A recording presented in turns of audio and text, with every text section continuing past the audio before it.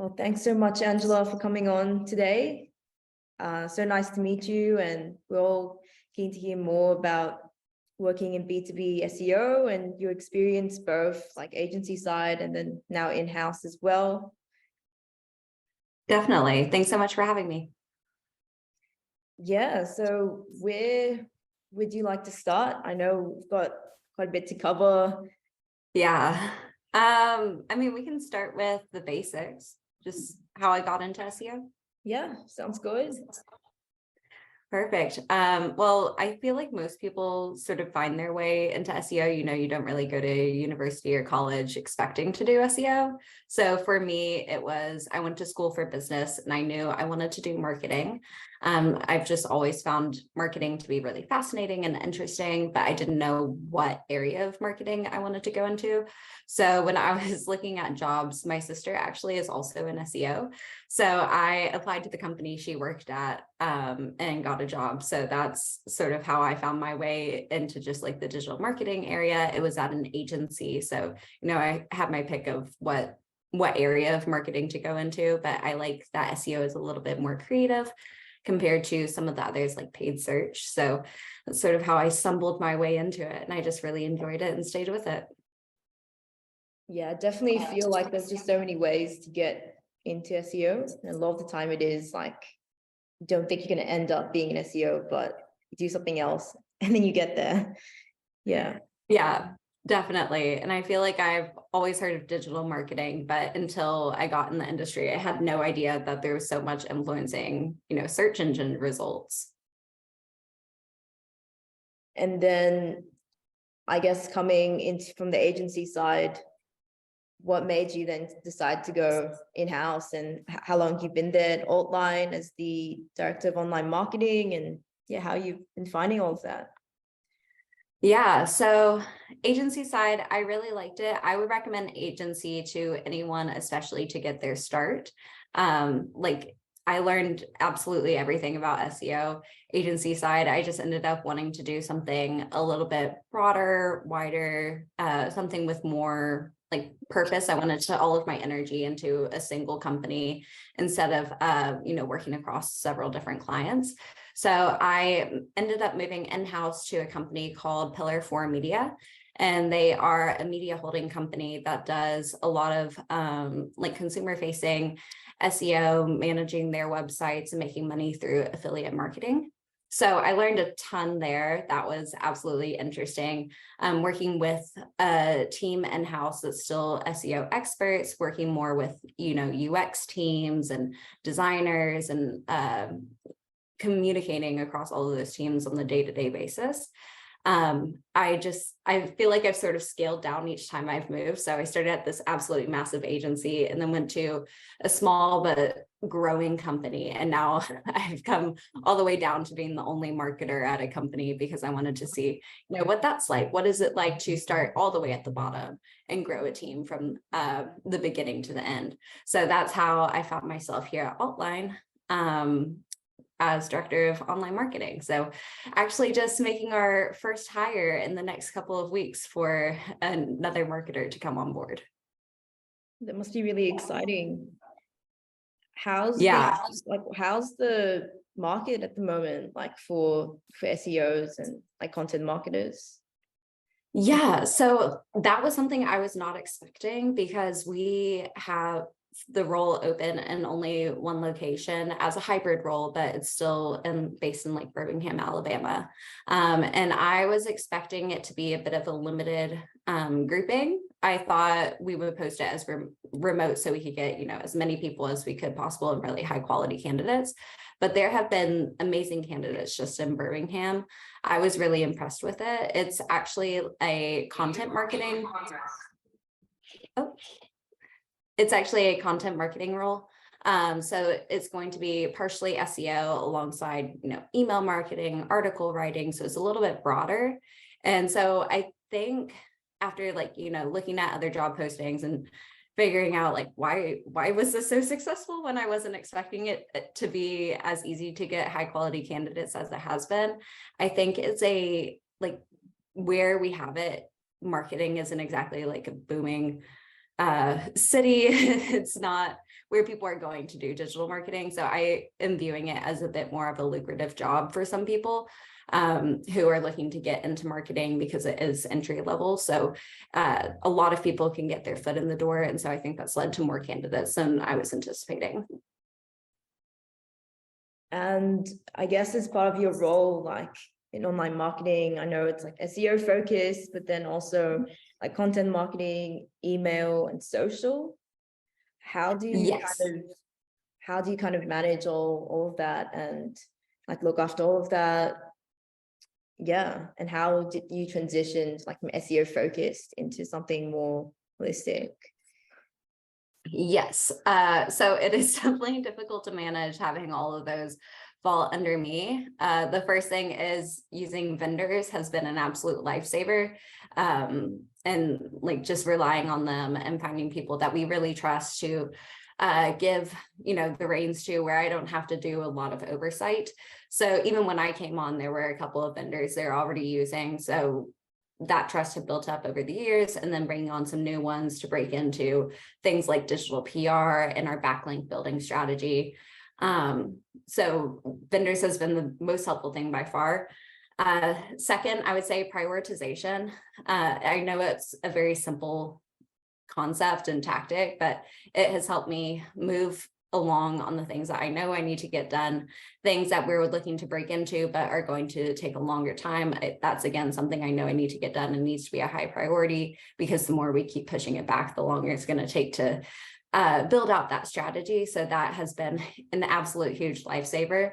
And then I would say apart from that, it is a bit of changing priorities, like with a small company, because I work with around maybe 15 people total. It's very small where I'm working right now. Priorities continue to change. So also that flexibility and adaptability has been really helpful. I love constant change. I think that's part of why I did enjoy an agency while I was there, is because, there's so many different things to work on and different things to do. So I've always had a knack for, picking up a new mission and goal that we're heading towards and running with it as needed. So I feel very comfortable doing that. And I think that's just something that who works at a small company is going to need to have, because it's not always going to be a clear-cut vision. You're not always going to have the resources to execute this grand strategy that you have in mind. So I've been working on that. But yeah, it's definitely been different from the agency side, and even different from my previous internal role, because it's so small. Like where I worked before, I think I probably worked with at least 15 other SEOs alone. And now I'm working on a team of 15 people as the only marketer. So it's just a very different environment that I'm in. That makes sense though, like, just having to work with what you can at the time, and like say taking the quick wins and then prioritizing like what we can actually implement first. But on another note, like I guess another question we had, especially with B2B SEO, like one of the biggest questions is always like how do you communicate the value of SEO for B2B? It can be a lot harder than like on the B2C side, and what metrics you look at, communicating to different stakeholders as well. Yeah, so we have a monthly board meeting that I put materials together for. So SEO is always front of mind for our entire team and our entire company. And so I think that helps, where they're just continuously seeing the progress of, even if, because we all know SEO is a long-term game, like seeing the visits pick up over time, you're not going to see it month to month necessarily. But we can at least show them like, look, we've created 8 new articles this month, and we created a new tool for users to use, and we sent out this many emails and got this many replies. So just highlighting those successes for them is one thing. We also have just seen success, like most of our deals that come out on the B2B side are coming from organic search. So we do have that on our side, already had that success built in. And I think that's largely just because at the end of the day, a lot of people think of it as we're marketing to business, when in reality, we're just marketing to the people who work for that business.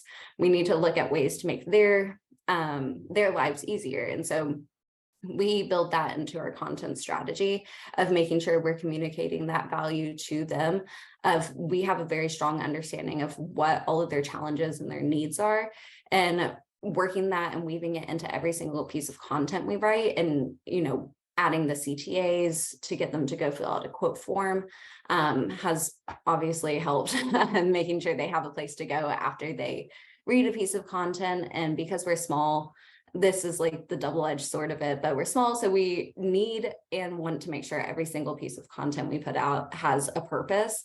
It's somehow leading them down a funnel, whether it's already at the bottom of the funnel and they're ready to convert, or someone all the way at the top just trying to find financing solutions in general. We try and make sure we have that purpose, and it's not just we're putting out content for the sake of putting out content, but it helps that user come all the way out to the end. Yeah, definitely agree with that. Like, it's so important to keep the user front of mind, have that user journey mapped out, think about what the intent is wherever they're at in their customer journey. On that, how do you usually go about, I guess, do you make personas and then map across each stage, and how do you optimize for conversions as well? Yeah, so I've done it a few different ways depending on where I've been and what the needs are, but I love building out customer needs based on keyword research. It's a little bit not typical, I feel like, just in the general persona building world, but because we're SEOs, we have a really good understanding of what do people need, what are they searching for, what are their questions, and so I've found it really helpful to segment those out from awareness all the way down to decision, and making sure we have content that's addressing each of those needs. And luckily, with all of the great tools out there that we have, is even easier to segment out what are the questions they're asking versus just more general financing needs or financing solutions that someone might be searching for. So I like to segment out those keywords, segment out the questions, the challenges, what's the one general need that they have, what are the issues they seem to run into. So a lot of times I'll scour Reddit, just trying to figure out what are these things in the industry terms that they are searching and asking each other, but they may not put into Google, so we can at least make sure that's addressed in the content. And then what's the benefits that our product can address it for. So, and what sort of CTA do we put at the end to help guide them down that journey? So that's generally my process, is grouping those different keywords and building a content plan around that. What are your favorite tools to do that? Like SEMrush and stuff like that? Yeah, I've always been a SEMrush fan. I like that it's all in one. I know Ahrefs is pretty equivalent for people who don't have SEMrush, but I like the questions tab of the Keyword Magic tool. And then I love doing competitor research, especially in the space I'm in now. Was very difficult to learn and get a grasp of what's this product, because it was very specialized. Yeah. It's an alternative form of financing. So it took me a while to really understand how is it different? Why would someone even choose to use this rather than something else? And I found, looking at competitors and the type of content they're writing surrounding that, and B, obviously the keywords that are going to that content, helped me understand it a lot more. And especially looking at what are these common pieces of content, because in the B2B space, we're also usually working with pretty small search volume terms.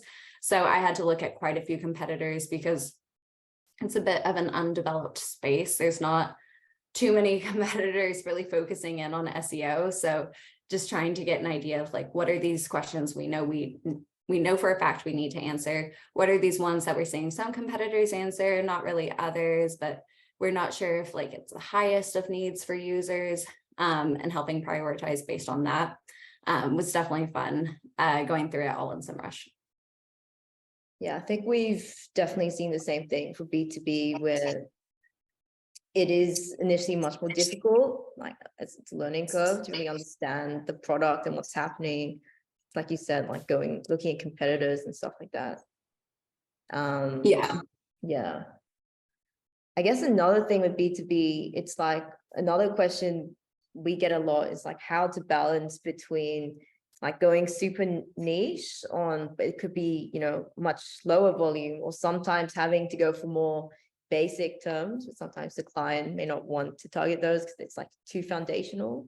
Have you kind of come across that? Yes, I have. And especially because smaller site, less content, and we're working in finance. So there's tons of people putting out content. You know, we're facing Investopedias and nerd wallets out there. So trying to figure out how we even compete with them in the SERPs has been interesting. Our approach has been targeting lower search volume, lower difficulty keywords first, and really blowing out that space. So sort of starting bottom up. And as we get out those specialty, like obviously the ones that are core to our product, we're creating all the content about that. But some of those other like question focused, solution focused keywords that are much higher search volume. So for example, small business funding, like that's a lot more competitive and we're going to face a lot more people. So that's something we're planning on eventually building out and competing in, but we want to make sure we have our foundation first so that we at least have something that users can grasp onto. We have something working in the SEO space as it takes time to build out that equity for the more competitive terms. And then obviously content clustering and doing it in almost packages. So it's like we have our main product package done and out. Now we're working on this next one. And we always level set expectations with the board, my boss, everyone. So they're not expecting in the next board report, like, hey, why isn't this page driving any traffic? We can tell them we're launching this page. We're going to, you know, update it, refresh, monitor, but I wouldn't expect much traffic for about 6 months. And then from there, we can continue to iterate over time. Yeah, that makes sense. And like with the content clustering, do you tend to, like, say some people, they're like, you want to build out, depending on how big the site is, like 10 to 30 pieces per cluster before moving on, or you could pick 2 clusters and go like 2 at a time, something? I generally do 2 at a time. I have seen it's more of a personal preference approach, but I like having multiple things working at once, just as long as, again, we have that foundation built out. So I personally take a 2 at a time approach and try and show Google, like, look, we're not only focused on this, we're focused on multiple things as well. So let's try and build the equity at once. And being in the like finance space as well, have you seen EAT play a big part? Oh yeah. And it's interesting because not just like the EAT signals, but like people and how they react on the site, and trying to find people who have the expertise to even write for us. Because again, like I can write some of the content. I have finance expertise and finance experience, but I haven't physically use this funding product, and I personally don't sell the funding product. So I found like weaving in quotes from industry experts is a really nice way to sort of leverage some of that EAT without personally having the direct experience of using the product. And so that's something where I see Haro coming in as really useful. I know most people look at Haro as a way to get backlinks, but treating it, even though I'm an SEO, using it as like a journalist tool and getting some of those quotes and giving the backlink to someone else, but showing that we have that industry expertise, I think is a really useful way. Have you seen like good success with Haro? Like, and do you use that regularly as like you said, to get industry expert quotes and links as well, essentially?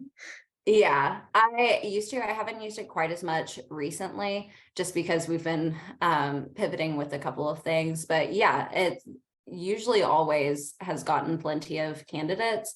The issue we've seen is, you know, you have to read through all of the responses you get to make sure like this person really does have the expertise. And a lot of times you'll get someone who reads it and they're like, I kind of meet the requirements, I'll just go ahead and send it in. And it's like, no, we really need you to meet these requirements. Like, we're looking for this person for a reason. So just taking the time to go through the different quotes that we're getting and making sure we're removing the people who either don't actually have the expertise or their quote isn't that great, and it's not something we could really use, and finding the true experts in the crop. Interesting. Yeah, usually SEOs would be coming from the other side where Yeah. we're reaching out on behalf of the client, and we've done that a bit as well, but of course very time consuming, but that's interesting. Yeah, and we use it both ways. We also use it. We have a vendor who does like Haro backlink outreach for us and responding, and that's obviously incredibly successful. Like I've always seen Haro as a very tried and true backlink outreach strategy. It takes time. Yeah. And I know before you mentioned like some element of digital PR. Have you been working on any other campaigns as well? Yeah, so this is something I'm personally very excited for. We just brought on a vendor who is doing some digital PR for us, but in a very interesting way. I'm not sure if you've heard of like Stacker Studio, but we have brought them on, and they basically have a newsroom on their side, and they've built up all of these relationships with media outlets. So we've come up with like a campaign of content that they're going to write and create for us. It's going to be really in-depth, very well researched, something that's just would be very difficult for me to do on my own, or for me to find a freelancer to do. And then they'll create the content, pitch it, and then report back on it. So it's a very full content campaign life cycle. And so that's something we haven't launched quite yet, but actually at the end of the month, we are launching our first article, and I'm very excited to see how it does, what sort of returns we get, and even just to have that content on our site where, again, our content has been very SEO focused. It's good content, but it's still, you know, how there can be a bit of a difference and, you know, what is small business financing versus something that's heavily researched data campaign, and having that sort of content on our site as well will just, I think, build up all of our eat across the site, in addition to helping build those backlinks. Yeah, something we do as well. We're trying to keep that mix of like, you know, like informational, purely SEO driven, and then also like content assets, like you said, and then building like more promotional content, like the client case studies and things like that. Yeah, exactly. And most of our content has just been like that informational side. We don't even have testimonials on our site quite yet. It's on the roadmap, don't worry. But it has been largely organic driven. And so working on diversifying that content across the site is a really big priority. And I know you mentioned that organic for you guys has, you know, driven quite a few like leads and conversions. Do you have you experimented in like tracking like all the goals, events? How do you kind of do the reporting for that? Yeah, so it's a little bit difficult on our side because we basically, when we close a deal, we still don't make money until a couple of other things happen after the fact. So reporting is naturally, especially revenue reporting, I guess that's more so what I'm talking about, is a little bit difficult on our side. So we do it a bit more retroactively. Once they've completed those additional steps, we look at the revenue for that month, even if they've closed 2 months ago. So we always think of it as a forward-facing investment rather than we got the money immediately. So again, makes it difficult. In terms of reporting for deals closed and won and everything like that, we use Salesforce. So I also double as their sales operations person. And so it's helpful because I'm very tied to the sales team and making sure they're getting what they need. If anything breaks down on their side, I'm there to help. But it helps us with attribution and lead source and everything like that, because I'm in the weeds of it. I get to see and make sure, you know, our organic lead source is working, which pages did they come through. So I think just having that natural tie-in to the sales team and the reporting that they're using makes it easier for me to communicate the value as well. Yeah, that makes sense. Can be a tricky one because sometimes, I guess, especially in the agency side, not having access to the sales team, but that'd be immensely helpful. Yeah.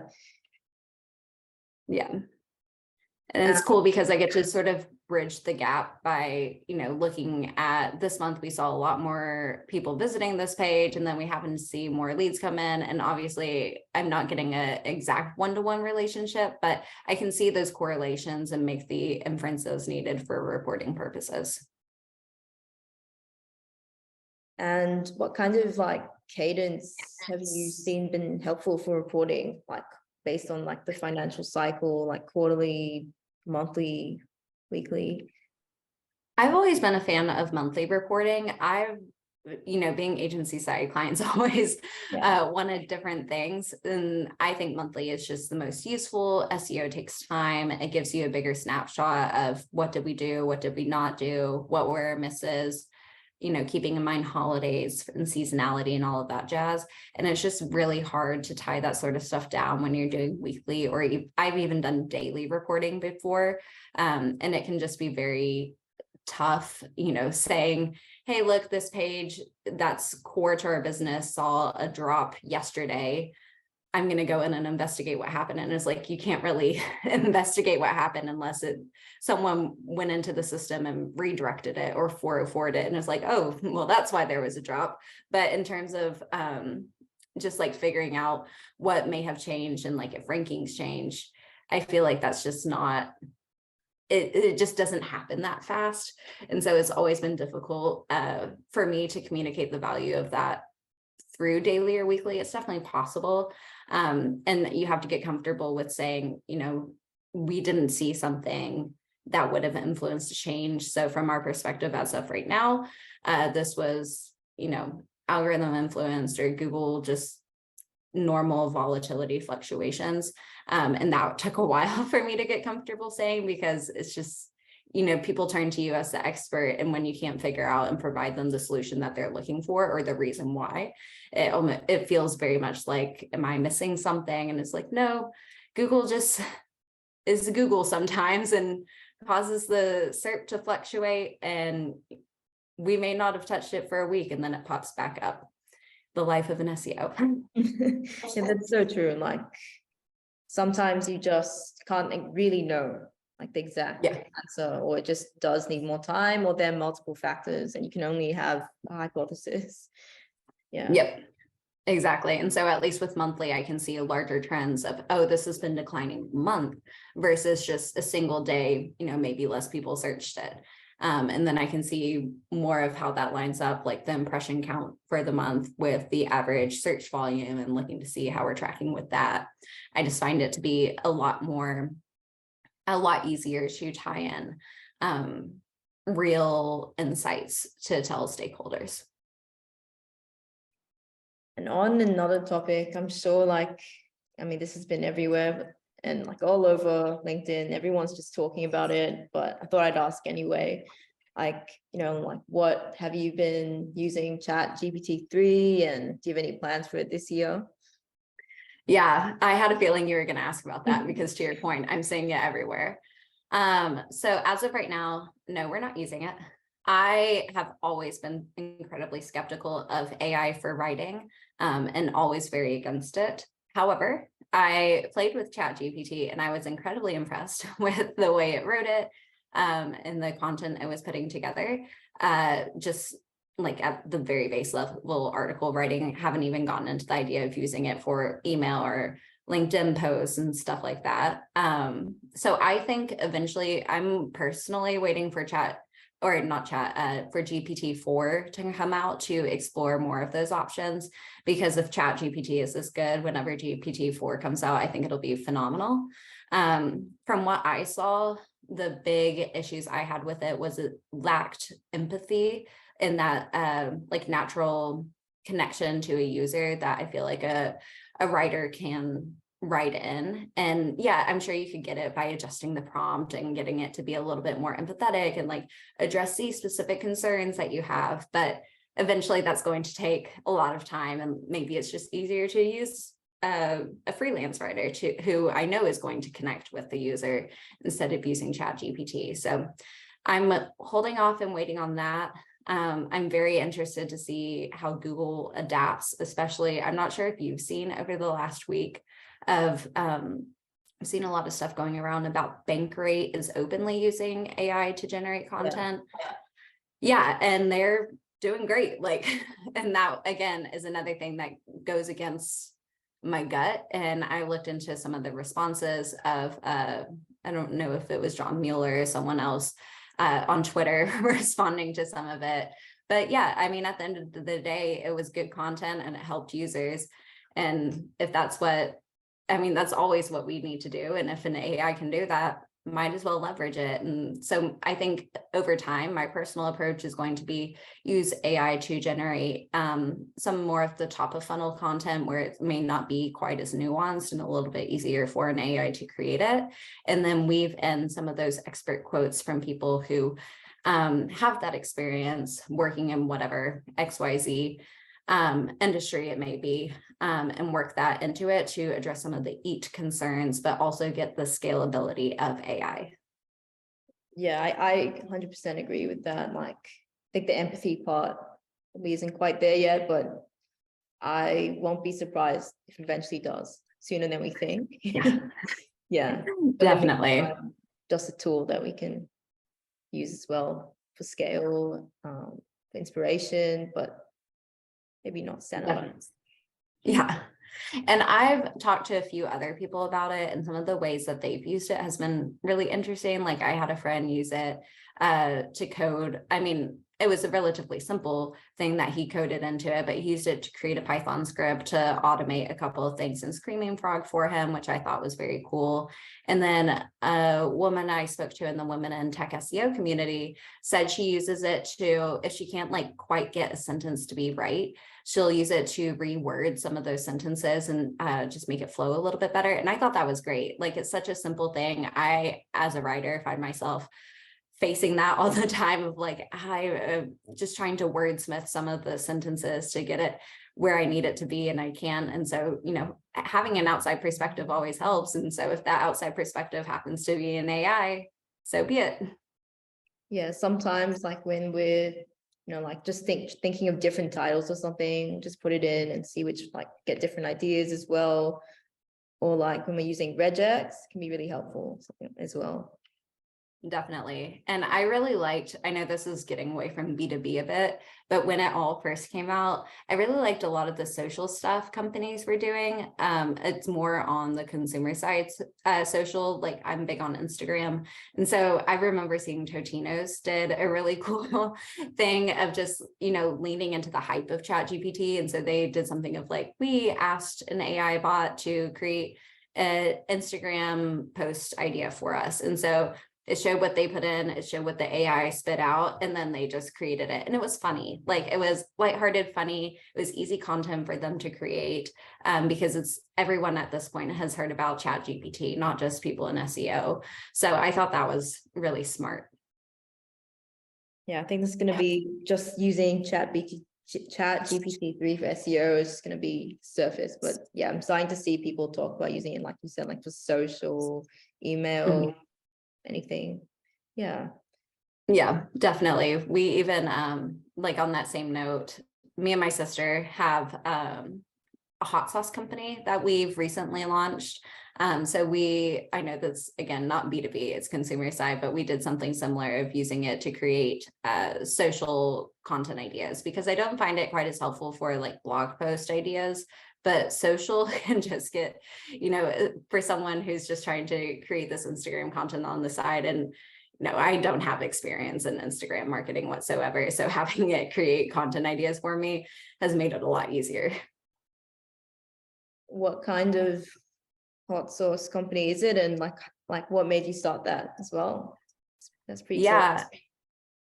It's like mild to medium hot sauces. I personally don't like a lot of spicy food. She does, but she knows that I don't really care for it. So she's made me some hot sauces that weren't too spicy. So it's called Not Too Hot Sauce.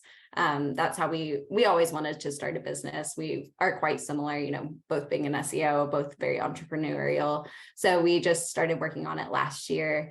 And the brand presence has been really fun as two digital marketers and trying to establish what what we want the brand vibe to be. And so we have leaned into, memes on Instagram and bright colors, bold stuff. We want it to be a very fun brand for people. And so, a lot of people are like, mild hot sauce, how can you even have mild hot sauce? So we've tried to lean into that a little bit. You can have mild hot sauce, it's just not too hot. But that's where we're at right now. We don't actually have it manufactured quite yet, but we've been working on the marketing just to keep people engaged until we fully launch the product. It's really exciting. Yeah. I'd love to try it. Would love for you to try it. I can't wait for it to be manufactured and actually have the bottle. That's been a whole other learning curve of just how to get a product created from start to finish. Yeah, for sure. I'm wary of time as well. I think now would be a good time. I'll open the floor to anyone who might want to ask any questions for Angela. Yeah, I got one. Thanks for speaking today, Angela, as well. I was just wondering, when you're speaking about like top funnel content, in your experience, like working in an agency, like how do you go about pitching the idea of like top funnel content to a client and kind of showing the value in that informational content? Because most of the time they're kind of just like, we want like, just converge, like show the conversion off the content straight away. Yeah, a couple of things. I think it does depend on the client you're talking to. I was lucky enough to work with some pretty big brands who had a very established presence. And so they had knocked out already a lot of the bottom of funnel content. And so trying to demonstrate to them, like, if you want to dominate XYZ space, you can't just go broad. You have to go deep as well. And that means you have to start at the top and go all the way down. You need to create that full topical cluster to establish your authority in that landscape. Again, it's a little bit more anecdotal. We would pull in, other client numbers and try and show like, look how much traffic they've gotten. And then similarly, their revenue has gone up as well. If you're getting a client who's asking you, okay, can you tie this individual page to the revenue? Like, that's obviously going to be a lot harder, but trying to use the data to back it up as much as we could. I found obviously clients really listen to that and like that, but I always have leaned into the idea of topical authority and showing like, look, you can't just say how this is going to make you money. You have to say, what is it for the people who've never heard of it before? Because if they come to you at the very beginning of their journey, and you help guide them all the way down there, then they will trust you more at the end and be more likely to convert with you. Nice. Thank you very much. Yeah, of course.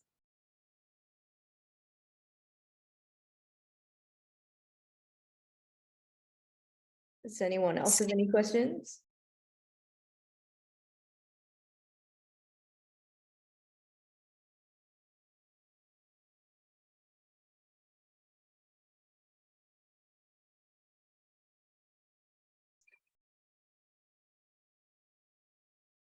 Yeah, I think that's all good. It's pretty early in the morning. Yeah. Well, I think that's about time, wary of time as well. Don't want to take up too much. No, it's later for you over there. Thanks so much for coming on. Really appreciate it. It was really interesting to hear like how it's been like from you moving from agency side to your hot sauce company as well. Yeah, definitely. Thank you so much for having me. It was a great time. Thanks so much, Angela. Cheers. Thanks, Angela. Thanks, y'all. Thank you. Thank you. Thank you.